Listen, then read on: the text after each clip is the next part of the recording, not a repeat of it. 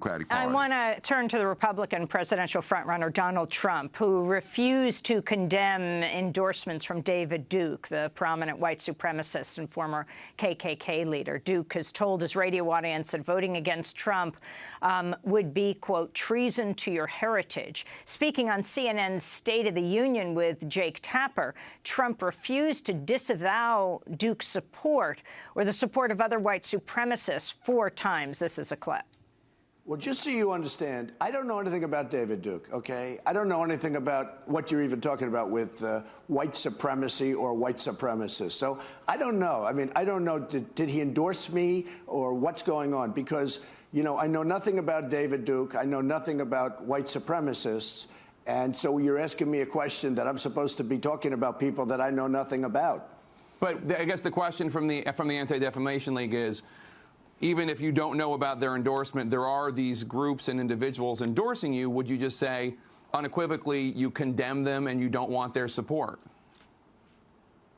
Well, I have to look at the group. I mean, I don't know what group you're talking about. You wouldn't want me to condemn a group that I know nothing about. I have to look. If you would send me a list of the groups, I will do research on them. And certainly I would disavow if I thought there was something wrong. But you may have groups in there that are totally fine, and it would be very unfair. So give me a list of the groups, and I'll let you know. Okay. I mean, I'm just talking about David Duke and the Ku Klux Klan here, but... I don't know. Honestly, I don't know David Duke. I don't believe I've ever met him. Donald Trump has also declined to distance himself from a Benito Mussolini quote that he retweeted. On Sunday, Chuck Todd of NBC's Meet the Press questioned Trump about the tweet. Right now on Twitter, there is a trending retweet of yours. You retweeted somebody from Il Duce 2016. It was a Mussolini quote, but you didn't know it was Mussolini when you retweeted it. It said, "It is better to live one day as a lion than 100 years as a sheep." That's a famous Mussolini quote. You retweeted it. Do you like the quote? Did you know it was Mussolini? It's okay to know it's Mussolini. Look, Mussolini was Mussolini. It's okay to. It's a very good quote. It's a very interesting quote. And I know it. I saw it. I saw what, and I know who said it. But what difference does it make whether it's Mussolini or somebody else? It's certainly a very interesting quote. Well, that's probably why I have, is a between Facebook and Twitter, 14 million people, and other people don't. It's a very interesting quote, and people can talk about it. Do you want to be associated with a fascist? No, I want to be associated with interesting quotes. There's Donald Trump being questioned at NBC. Kevin Alexander Gray, can you talk about Donald Trump?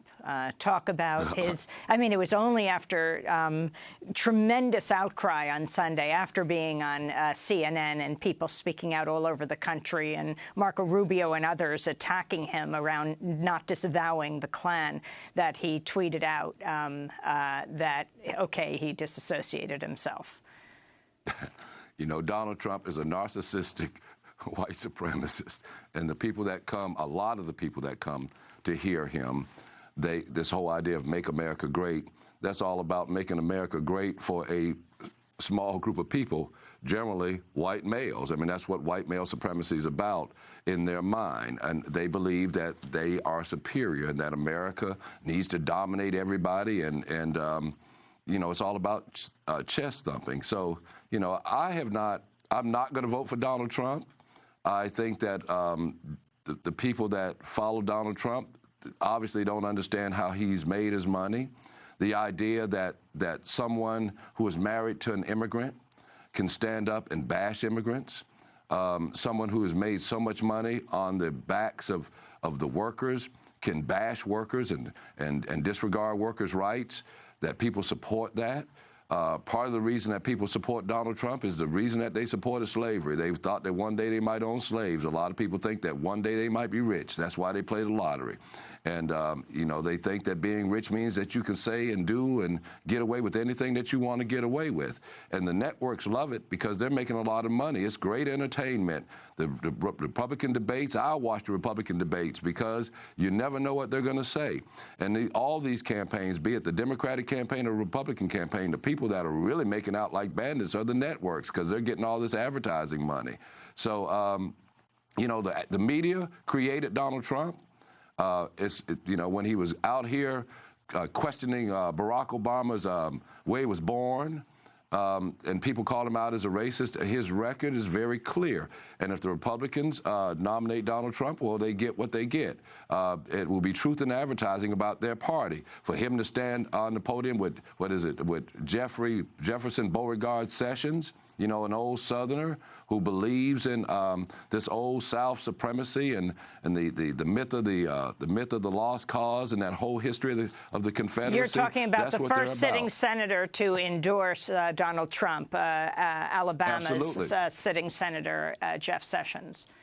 So, you know, he as you call him, Trump and those folk play those dog whistle politics, and I think that's exactly what Donald Trump is doing going into Super Tuesday. Well, Kevin Alexander Gray, I want to thank you for being with us, civil rights activist, community organizer, speaking to us from the capital of South Carolina, from Columbia.